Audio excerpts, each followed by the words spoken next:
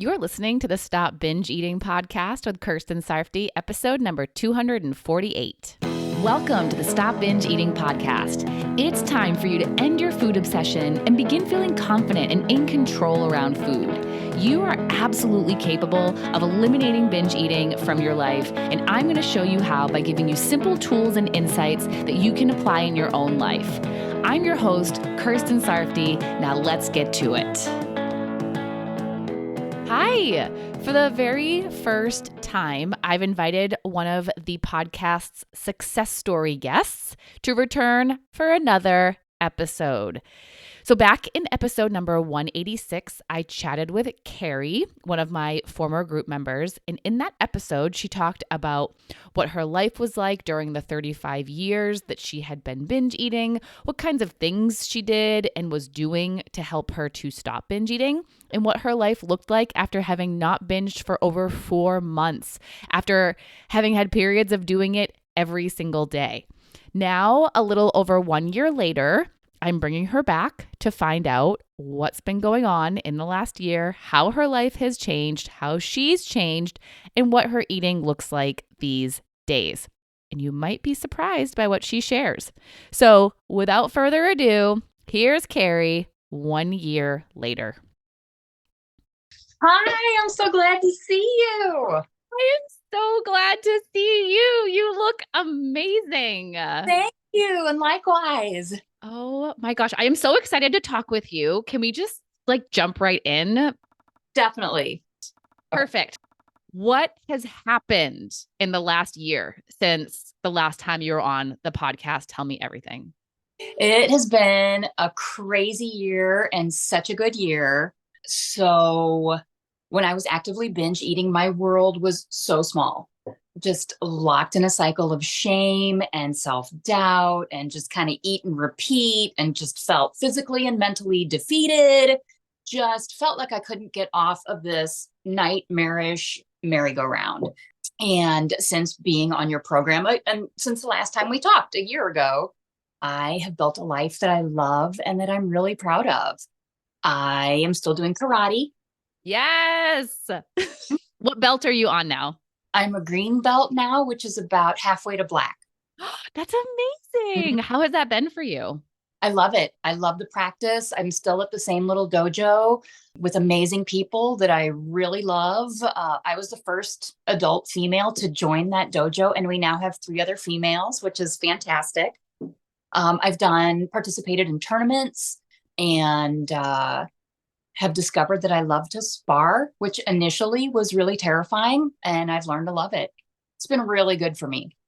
I love this. And I'm assuming these are things that you never would have done 2 years ago. No, absolutely not. Never. Why do you think that change happened? Why do you think that you're willing to do this now and you weren't before? Well, that is a more complicated question than you would think. Like I said, initially, binge eating keeps your world so very small. And I just couldn't get out of that cycle. I was unwilling to kind of get out of my comfort zone. I was embarrassed about my body. I was afraid of what other people were going to think of me. I physically didn't feel well from binging all the time. I wanted to lay on the couch and watch Netflix. So I think that's a lot of it. Yeah. So what is it like for you now walking in there, being the person that you are now? I just enjoy it so much. And it is such a fulfilling practice. And the group that I'm with is just a really good group of people. And so I feel very welcome there and safe there. And it's a very grounding practice for me. And so it's something that I don't miss. I never miss. I go, even if I'm not feeling great, or I'm tired, or it's been a long day. And sometimes I think, I don't want to go tonight, but I go because it always makes me feel better. And so I just really enjoy it. Yeah, I love it. So what else? What else has happened? So I started dancing. Again, I used to do a lot of ballroom and swing dancing a decade ago, and I stopped doing it. And I found some classes that I go to and started doing that again for myself. And again, it's just something that I enjoy doing. It makes me happy. So I started doing that again, and I don't miss it. I love it. And so I go and I started dancing, found a little gym that I started going to when I was still in the program. And I was apprehensive about that at first because it has to be a good fit. I wanted it to be a good fit. And I found this little gym that I adore with a trainer that I love and a good vibe and a good group of people. And so I've continued to go to that little gym. I went through a divorce. Yes, you did. And if you Yeah. don't mind talking about that just a little bit, I think that it could be really helpful for some people to hear about this. Well, I don't want to go into too much detail, but I was Of married for course. yeah, was married for 15 years. And the first half of that marriage was really, really good. And the last half of it was not. And just literally, I was stuffing down my feelings and unhappiness in the marriage with food. And so I really do think that it was this program that was the impetus for all of these changes in my life, including disconnecting from an unhappy marriage. And I should say that, we worked on it a lot. It wasn't, it wasn't an easy decision. It never is, but it was the right decision. And so, but it was hard. And especially going through a stop binge eating program when binge eating had been my comfort mechanism, on my coping mechanism for 35 years. And so it was a challenge. But I'm on the other side of that now. I spent a whole lot of time working on myself, working on the things I learned in the program, working on, my portion of the things in the marriage that didn't work out well. And I started dating again, and that was super scary. And I'm dating a wonderful man now, and I'm in a new relationship. And so that's happening, and that's exciting. Yeah. And I think that's something that can happen for a lot of people when they start going through this kind of work is that you're taking away the cover up. And when you take away what's the cover up and you're no longer eating to avoid the problems and avoid the issues and avoid what you don't like, you have no choice but to look at it. And it can be really scary to do that. And that's something that holds a lot of people back, I think, from actually doing this work. But what I think is so important for people to hear from you and to just know is that it can be worked through, the problems can be solved, and even if it results in something that you may not want, like divorce, life really can be so much better on the other side. Mm-hmm. You said it so much better than I could. That was it exactly. It was terrifying to go through it. I didn't want that for myself, but there were no other options. And so now I'm on the other side of it, and I'm so much happier. And it was the right decision for me. And I'm living an authentic life that feels good and that I'm proud of, and just didn't expect to find this much happiness on the other side of it. Yes. And you created it. I did. Yeah, I did. So we have to know, what is your eating like now? Well, it's a whole lot different than it was before. When I was active in my binge eating, I thought about food and managing my weight all day, every day. Had cravings all the time. I would spend hours and hours doing meal prep and planning and counting calories, and I don't do any of that anymore. I usually spend about 15 minutes thinking about my menu for the week, and then maybe 2 to 3 hours on the weekend batch cooking for the entire week. And then I eat foods that I enjoy, that I look forward to eating, including pizza and ice cream and cookies and cupcakes, things that kind of used to be off limits that I couldn't keep in the house. I eat that stuff now and I enjoy it. And I do you don't, keep them in the house? I do. Yep, I do. Mm-hmm. Mm-hmm. What's that like? I remember getting really angry when I first started the program and you talked about being able to moderate and being able to keep foods in the house. And I was an all or nothing person. And I got mad when you said you can have the stuff in your house and you can moderate, because no, I couldn't. But guess what? I can, and I do. And this is the first for me in my entire adult life. Is it hard? Sometimes it is, but then it isn't, because I know that the binge is never going to be worth it, and it's never going to taste as good as I think it is. And worked really hard to get to this place. And I've been down that other road before 1,000 times, and I don't want to go down that road anymore. Doesn't lead anywhere good. Nope, definitely not. Yeah. Do you feel urges? Oh, sure. Yeah, I do. But the urges are much less frequent. I mean, it used to be all day, every day. So they're not as frequent, they're not as strong, and they're not nearly as appealing as they used to be. And I am human. And I do overeat, and I have binged in the year that I've been out of the program, but it's been very occasionally, and I don't beat myself up about it. I think about why I did it, what was leading to that, try to learn something from it. I don't panic about it. I don't immediately start restricting and go back into diet mode. I just go on about my day, and I don't stress about it, and, recognize that I'm not perfect and it doesn't have to be perfect. And that's just the way it is.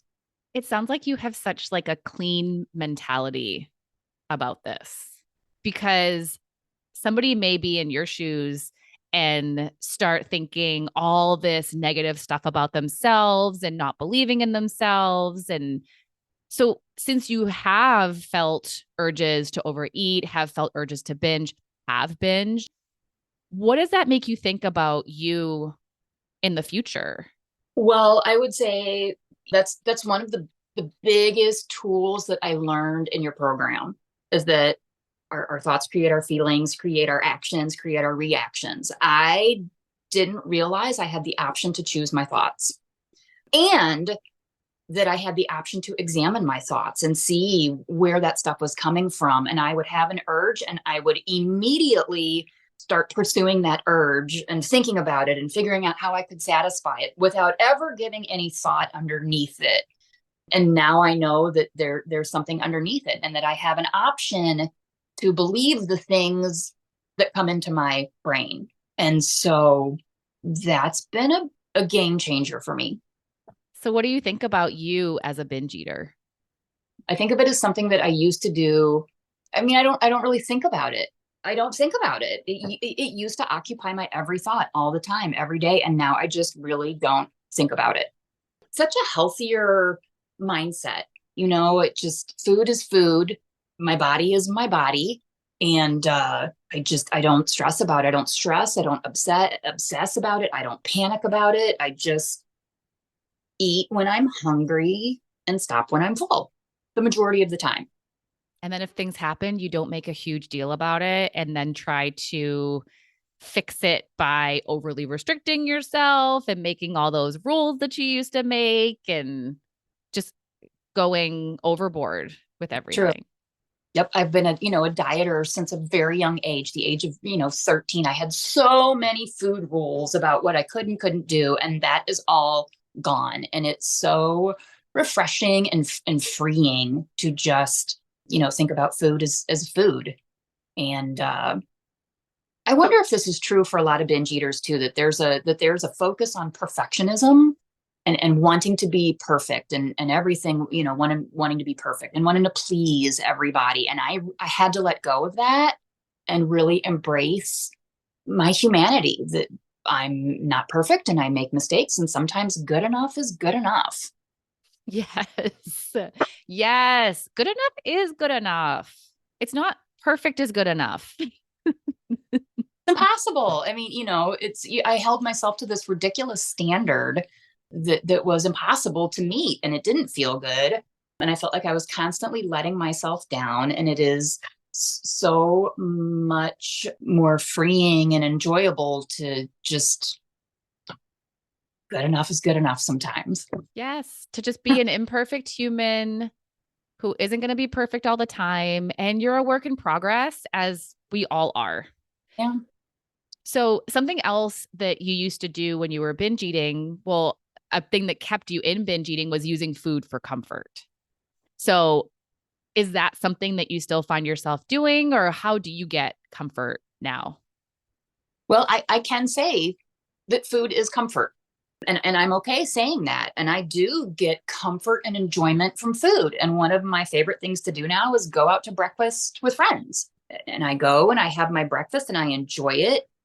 But I also enjoy my time with my friends while I'm there. And I don't obsess about the food that I'm eating or how many calories it was or what kind of exercise I'm going to do to burn off that food or how I'm going to restrict later in the day for this big meal that I'm having. I don't stress about it. I go and I enjoy it. That's a comfortable experience for me. I have fun with my friends, and then I just get on with my day.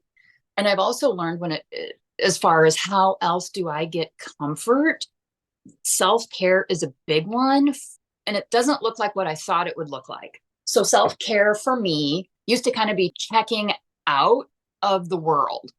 And there is a place for that, and I still do that, and that's okay. But for me, self-care is also cooking for myself. So, like I said, usually once a week, I cook for the entire week and then it's done because I'm busy. I'm dancing, I've got karate, I go to the gym, I work full time. And if I'm hungry and tired and I don't have anything to eat, that's dangerous territory for me. And so self care is cooking for myself and making sure that I have food ready in the refrigerator when I need it. It's also moving my body in a way that feels good. So exercise for me used to be about working off my calories or losing weight or trying to change my body in some way. And it's not about that anymore. I do the things that I do because it feels good, because it's fun, because I enjoy it. And on the days when I don't feel like exercising, just taking the dog out for a walk or going and sitting in the sunshine, moving my body in some way feels good to me. And it always makes me feel better. So even on those days when it feels really good to lay on the couch and watch Netflix, that's okay. That's great. But after a certain time, for me, it doesn't feel good anymore. And that's when I need to get outside. And that for me is self-care. Yes. So like completely changing the relationship with movement and exercise, like changing your mindset around it. I think that is so awesome. And also the way that you talked about eating for comfort.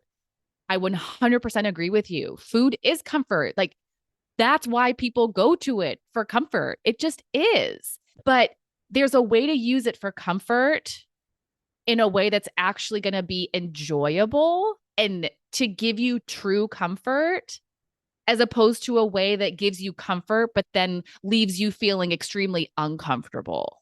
That's true.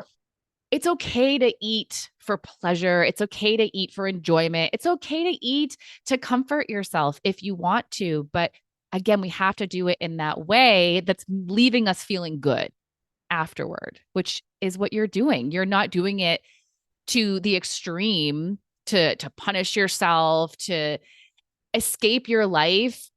And again, then creating more of a life that you don't want to have. So good. So I love good. it. I love it. So last time you were on the podcast, you said that you were still working on your relationship with your body. You were working on creating a mind-body connection and fostering that connection. That's what you said. So what is that like now? So I spent a whole lot of time up until I started your program completely disregarding my body's signals.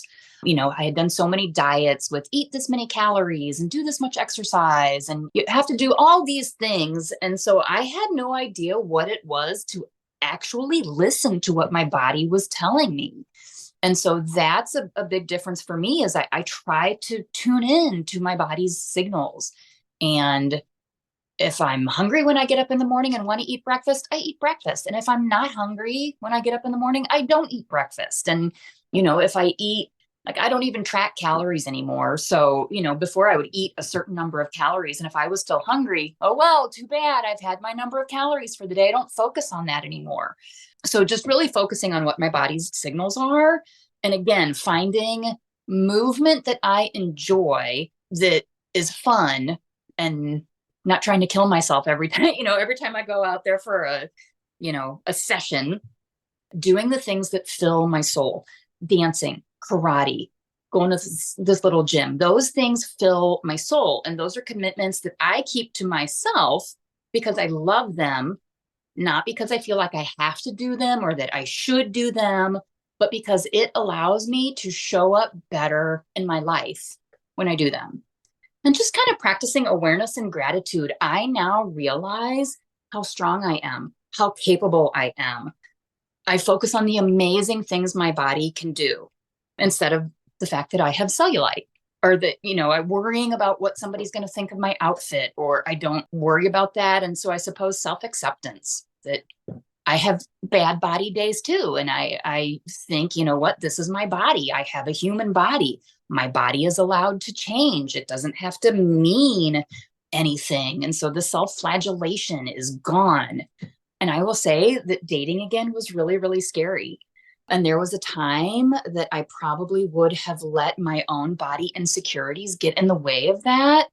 So I had to do a lot of work on myself. I have to love and honor and respect myself and my body, all of myself, even the parts that maybe I don't really love first.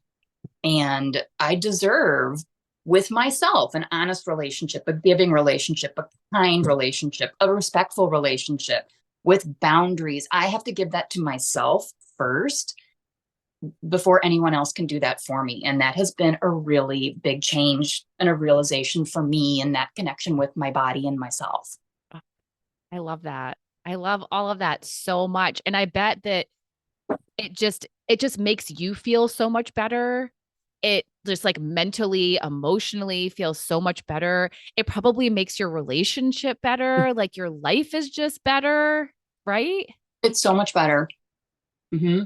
Much Oh my, stronger relationship. We communicate much better because I've done the work on myself to recognize what I need to be able to work on boundaries, set boundaries, communicate about those things, to recognize that I am worthy of love and respect. I deserve that. And so that's been a big difference. yeah. Has it helped your other relationships in your life as well, like friendships or family?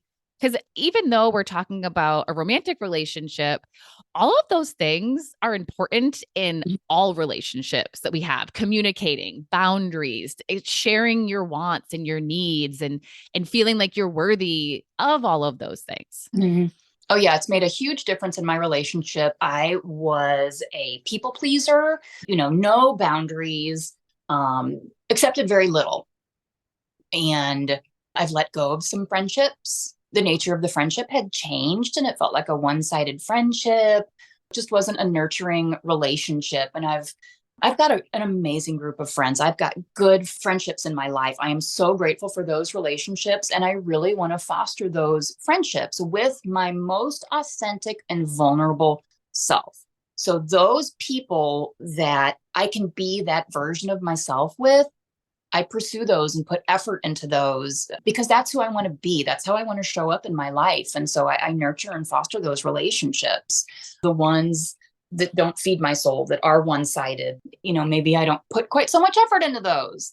And even with my work, putting boundaries around my work, how many hours I'm willing to give to work, that has changed too. I had no boundaries. I was, would totally set myself on fire to keep other people warm. It is really, really hard to initiate those boundaries at first and have difficult conversations. And I think that's what my binging was all about. Or, at least a big component of it is I didn't want to deal with uncomfortable emotions and difficult conversations and letting people down. And in the process, I let myself down. So I had to learn all of those things for the first time in my 40s. But that has strengthened my relationships and made me a whole lot happier on the other side of it. Yes. And I do know about one very special friendship that you have, a friend that you made in the program. Yes, yes. So there is a lady named Jennifer. We were paired together in our small groups during our program, and we've stayed in contact all this time. We continue to talk once a week, every week. And Jennifer came to visit me over the holidays this year, and she stayed with me. And that's the first time we met in person. Other than that, it's just been conversations on the phone every week. And that is a friendship that I treasure. And it is such a blessing to have her in my life, and that I got to meet her and we got to spend time together. And I am hoping that I can go see her sometime in the near future. I love it. Making friends and keeping them. And I'm sure it's really helpful to have the support of somebody else that has gone through the same things, so many of the same things that you have also gone through, and having that continued support as you work beyond what you started working on. Sure. Yeah, she's been through it too. So, we can talk about our struggles and our challenges in maybe a way that isn't as easy to talk about with someone that hasn't been through it. Yes. Just another really cool byproduct from going through this. So, what tools did you learn in the program that you're still using regularly that help you with your eating and to not binge and all of the things? Well, I will confess that I am not a written word person. So I have this lovely 3-ring binder right here. Mm-hmm. All of the program materials, and everything that I printed out. But I will confess that doesn't speak to me. So what I have taken away from it are pieces that I put into action in my daily life. So the one that we talked about was just the thoughts, feelings, actions, reactions. That whole process was huge for me, that I had the option to choose my thoughts, that I needed to examine my thoughts. I didn't realize that was an option before. I learned that I'm a feeler. So I feel things in my body before I'm consciously aware of that. And I used to just kind of stuff it down. I never felt it. I never allowed it to come up to the surface. And I was so busy stuffing it down that I was disconnected from my body, what I felt, what I needed, what it all meant.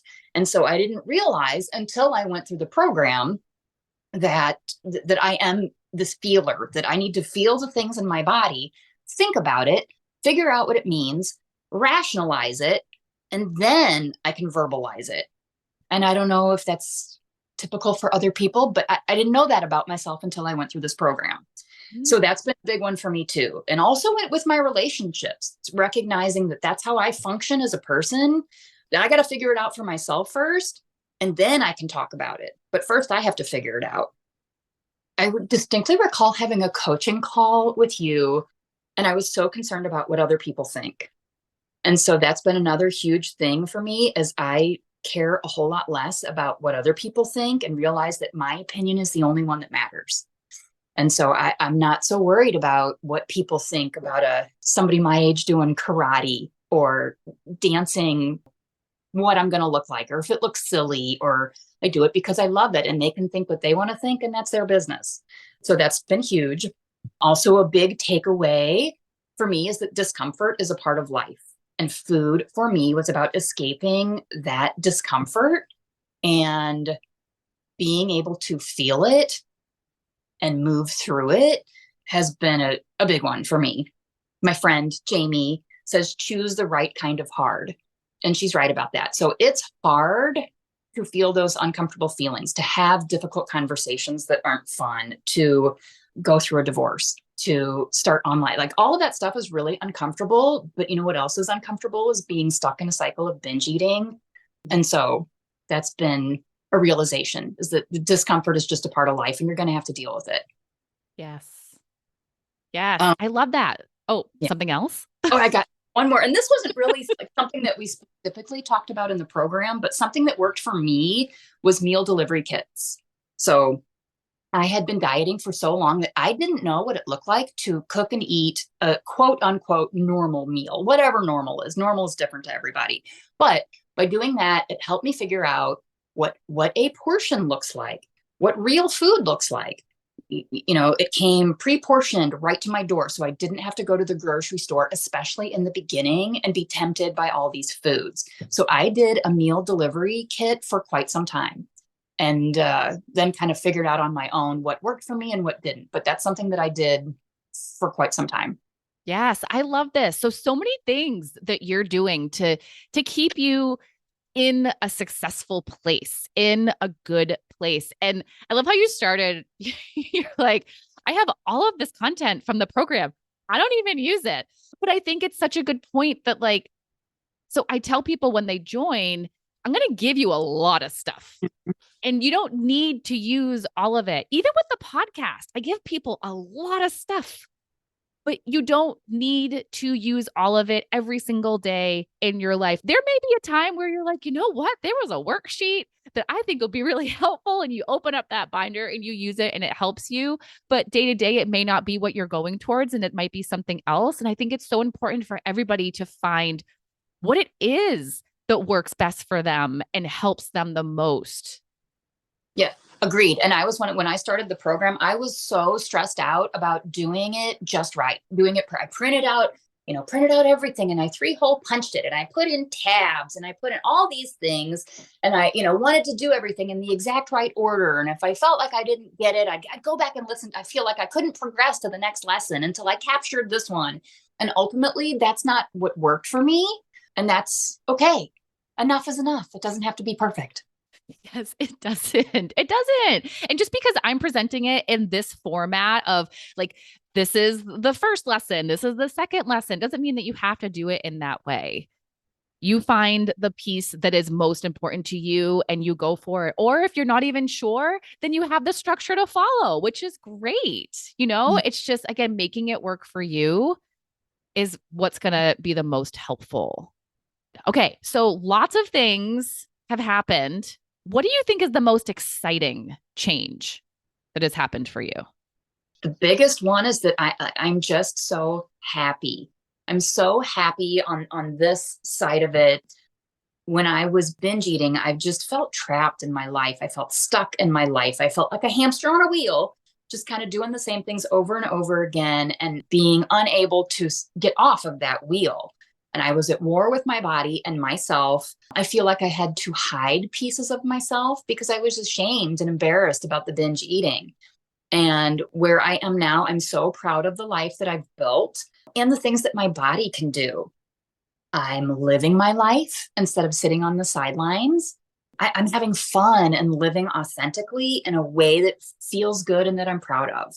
I have people tell me all the time, like, you look amazing. You're absolutely glowing. You look so happy. I get it all the time.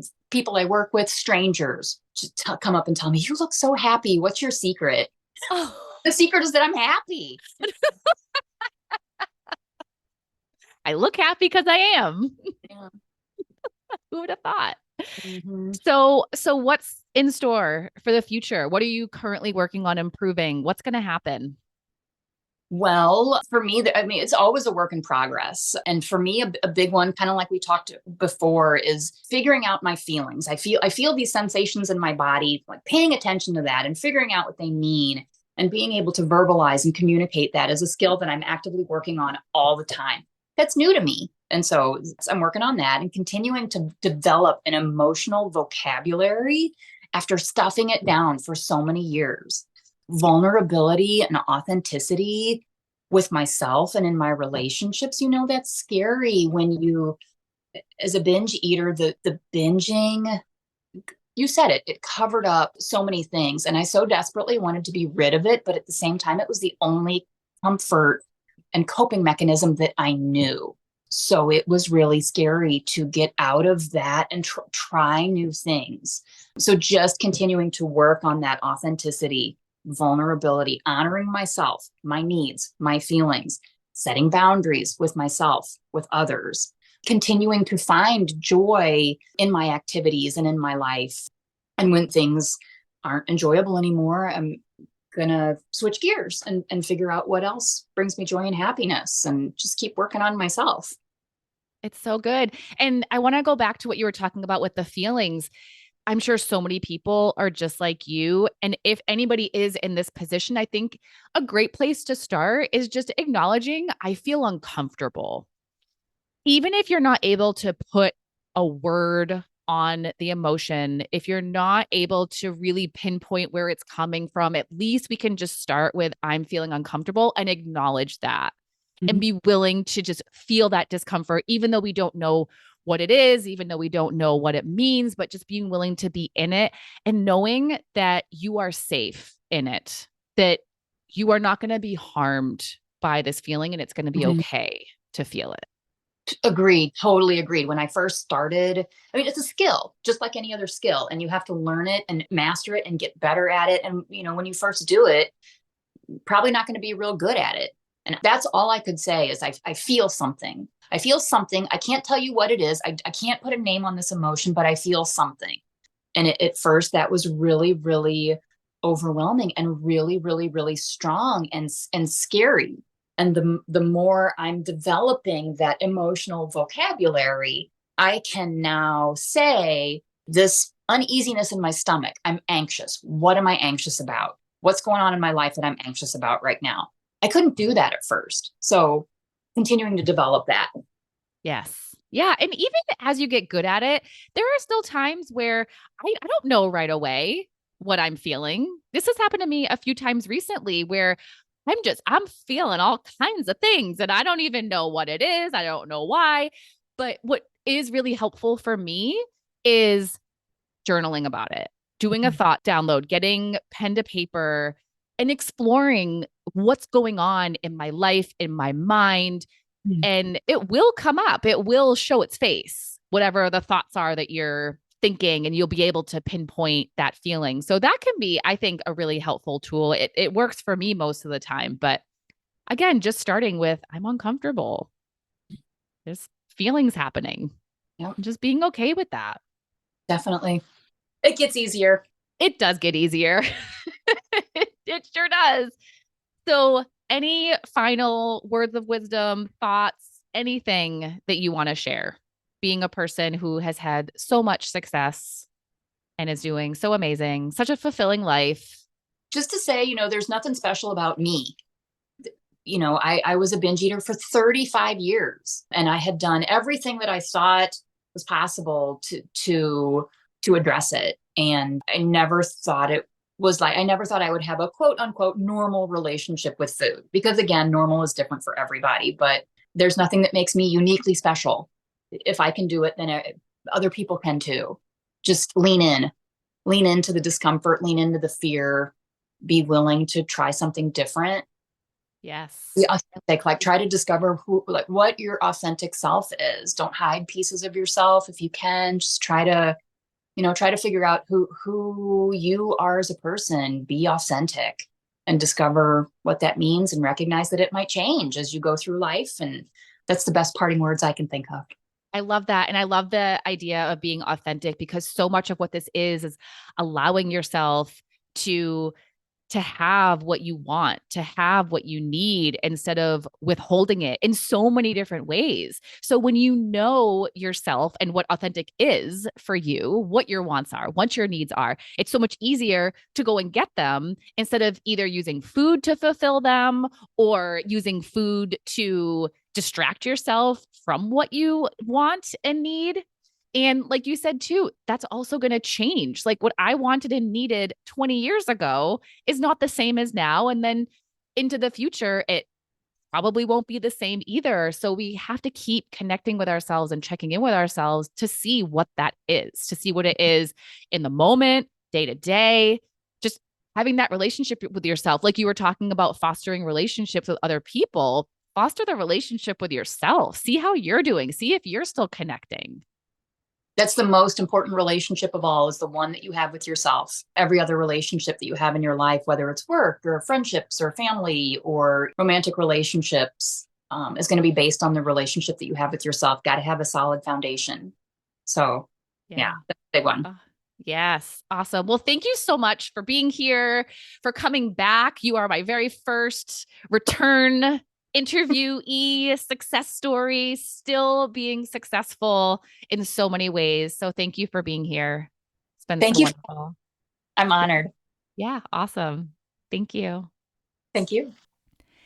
Isn't she amazing? look at this life that she created for herself. So much more fulfilling, feeling so much better about herself, having a changed relationship with food, with herself, and with her body. She is setting boundaries, which is so important, improving all the relationships in her life. She has so much joy and pleasure that have nothing to do with eating food. She doesn't stress about food and eating. Binge eating is something that she used to do. And I have no doubt that she will continue with all of this and continue to improve upon all she created and keep getting better and better. And I do want to point out something that she mentioned about her eating. It hasn't been perfect in this last year. Like she said, she had very occasional binges. And I love that she didn't hold back from sharing that because it's real and honest. And I want you to know that this is a common thing that can happen during this process. It's common to do really well for a while and then have very occasional binges as the frequency is decreasing until you stop. This whole process of stopping binge eating is exactly that, a process. And sometimes that process includes binges, even after you've done well for a while and believe that you'd never binge again. Everyone has a different timeline. For some people, binges stopped abruptly, and then that's it forever. For some people, they stop for a while and then big events happen in their lives, things like divorce that Carrie talked about and other big life-changing things. And it's possible that you might experience urges to binge and give in to them. I personally was not an abruptly done person. I had a binge that I thought was my last, and I did so well for months afterward. And then it happened. I binged again. Then there were lots of times I binged after that and times when I had what I considered to be borderline binges. And I thought of them this way for two reasons. One, I no longer felt that out of control feeling that I used to feel with every binge. So it seemed to me more like excessive overeating than binging. I actually referred to it at the time as splurging. And two, because there's no exact amount of food or calories that qualifies a binge, it was hard for me to say. Mostly, I think it was because of how I felt while I was eating, very present, aware, and in control, even though I was choosing to keep eating. But anyway, there was the big ending, or so I thought, and then for a while after that, I would binge and then splurge. But the frequency diminished a great deal over time. And now it's been years since I've binged or even come close to eating an amount that I would consider even a borderline binge. And that out of control feeling is completely gone. I'm always aware of what I'm doing and that I'm making the decision to do it. And I want you all to hear this because this is how it might go for you, or maybe how it's gone for you. And I want you to make sure that you're handling it like Carrie has and how I did. You don't give up. You don't stop believing in yourself. You don't make it mean you can't stop. You don't go back to your overly restrictive ways. You don't be hard on yourself, beat yourself up, or call yourself a failure. You have compassion for yourself, forgive yourself, encourage yourself, learn from what happened, strategize for the future, and commit to doing better. And you will. And you will get to where you want to be. And your life can be as amazing as you want it to be while you're getting there, just like Carrie's is. You don't have to wait. And creating your best life while you're working on your eating will make it even easier to work on your eating. So let your process be your process. And just like Carrie, binge eating will become something that you used to do. And if you want help as you go through this process and put binge eating in the past, I can help you. Registration for the next round of the Stop Binge Eating program is open, but it's closing this Friday, May 5th of 2023 at 10 a.m. Eastern. So don't wait any longer to sign up. Go to coachker.com/group to register. All of the info about the program is also on that page. And if you have any questions that aren't answered on that page, email them to info@coachker.com. All right. I hope you enjoyed my conversation with Carrie. I for sure did. And I will talk to you next time. Bye-bye. Thank you for listening to the Stop Binge Eating podcast. If you like what you heard today and you want more, go to coachker.com/free. That's COACHKIR.com/free to get some awesome free stuff to help you stop binge eating.